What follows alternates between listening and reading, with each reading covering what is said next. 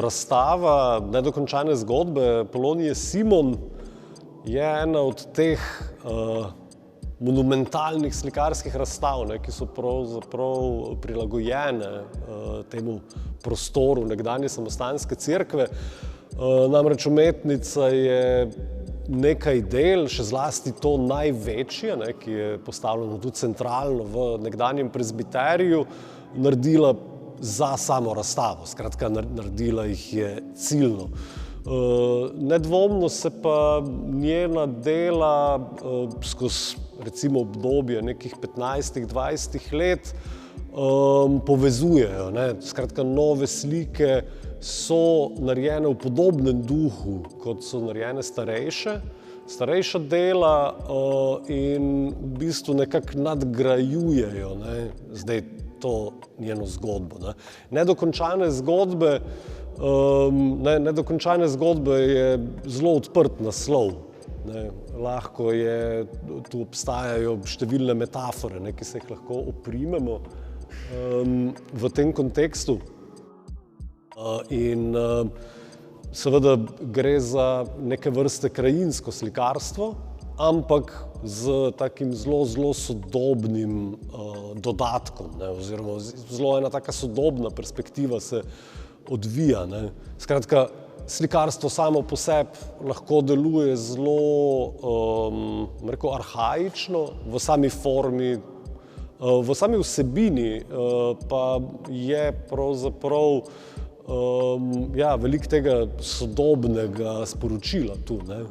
Nenazadnje so te krajine mogoče na prvi pogled lahko idilične, če se jim približamo ali pa če jih mogoče malo bolj analitično pogledamo, pa vidimo, da so to kar precej devastirane krajine.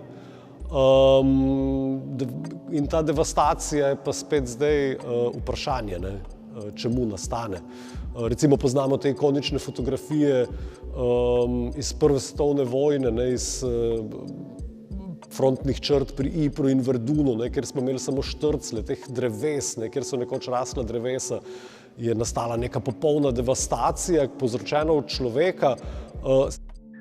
In mogoče določene od teh slik spominjajo v tej neki postapokaliptični strašljivosti ravno na nekaj takega. Ampak seveda je vprašanje, kaj v bistvu povzroča to popolno uničenje v tem našem okolju.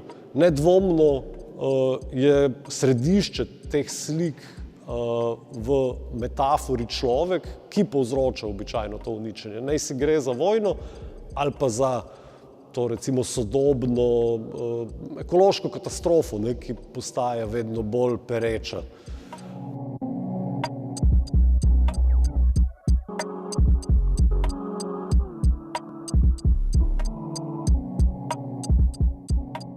Vsekakor so pravzaprav te krajine nekako referenca na historično slikarstvo in po svoji dimenziji in načinu dela. Ta historično slikarstvo romanticizma je v bistvu bilo prvo, ki je začelo krajino dojemati kot samostojni motiv.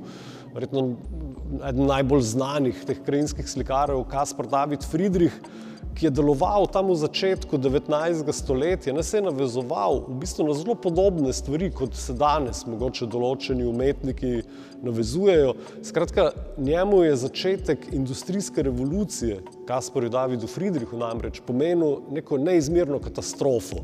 Skratka, romantični umetniki, bodisi pesniki, bodisi pisatelji in slikarji, so dojemali pravzaprav to novo industrijsko krajino kot popolno katastrofo. Zaradi tega je recimo v tem romantičnem slikarstvu zelo pomemben motiv monumentalne krajine, ki nadvladuje človeka.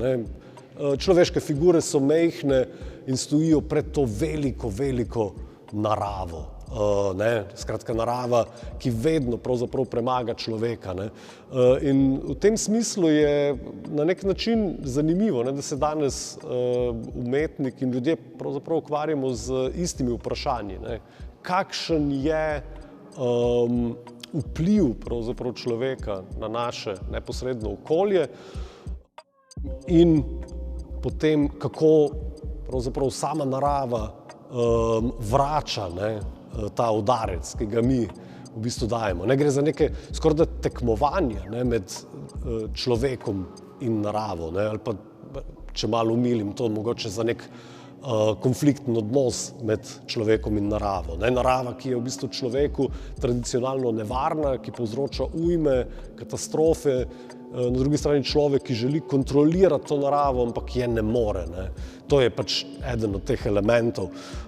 In seveda v slikarstvu Polonije Simon seveda vidimo podobno, ne, ta element, to figuro človeka, ne, ki je vedno znova prisoten, na nek način kot merilo, ne, te monumentalnosti, te velike krajine, na drugi strani pa kot nekak pokazatelj pač tega nekega notranjega dojemanja krajine. Ne. Zdaj, slike same po sebi, ne, so lahko popolnoma fantazijske, lahko odražajo pač neko polno fikcijo, neko notranje čutenje, ne, človeka v odnosu do te velike krajine.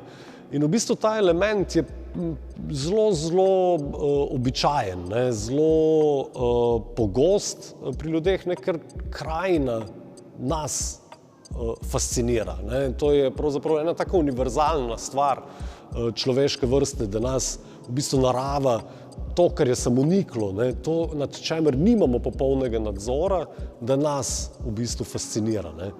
In zdaj, kar se tiče recimo moje osebne perspektive, so pač te postapokaliptični prizori krajine, ne, razno raznih krajin v večjih in manjših formatih slik, pravzaprav kot nek opomnik, ne, tega samozavedanja, kaj nas pravzaprav obdaja. Ne.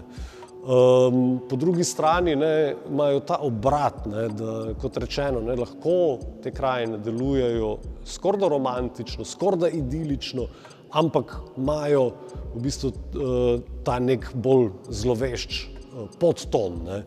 In pravzaprav zdaj v tej ambientu, ne, nekdanje samostanske cerkve, te krajine nekako zaživijo, ne, v neki drugi luči. Ne. Nenazadnje, tako kot vsaka umetnost, ne, so premaknjene v interjer, ki je ustvarjen s strani človeka, ki je umetelen, ki je na nek način pravilen.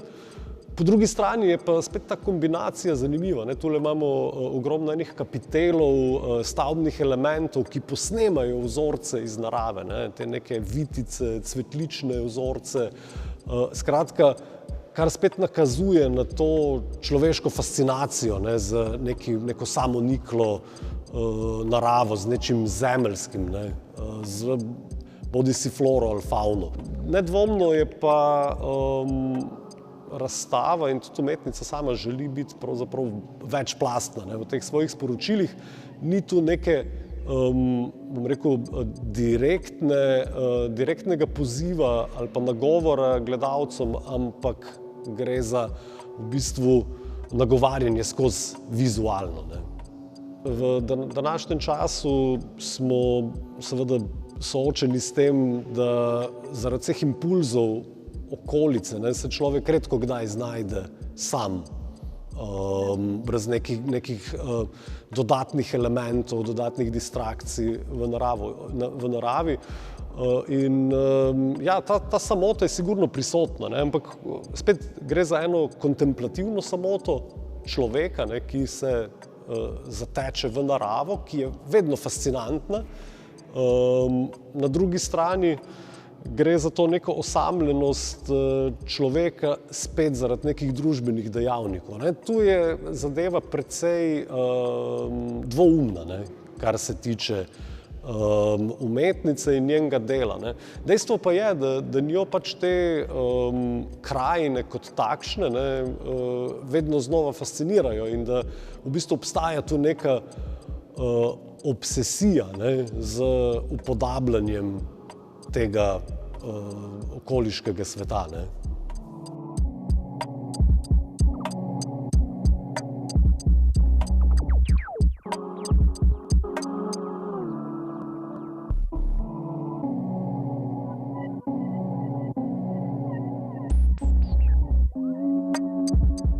razstava sama po sebi je res dinamična, ne? Kot rečeno, vključena so starejša dela, nekatera so v malo manjših formatih, skratka teh skorajda sobnih formatih, ne? Zdaj za namene prostora, ne, pa Polonija Simon šla tudi v zelo monumentalne, ne, formate svojih del.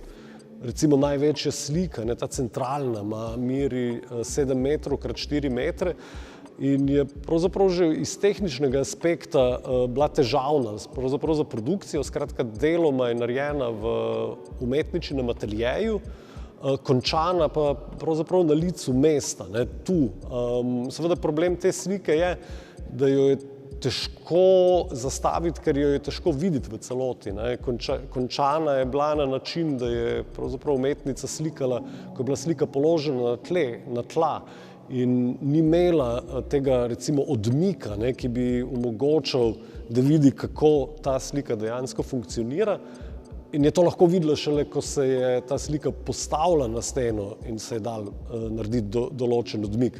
Skratka, šlo je kar za nekaj tehničnih izzivov v tej razstavi. Preprosto gre pa pravzaprav poleg vsega tega tudi za nek, bom rekel, presek delovanja v preteklih 10-15 letih. Skratka, to, kar pravzaprav Polonija Simon ves čas dela, razstavlja ne toliko veliko, ne, tako da je ta razstava pravzaprav zdaj tako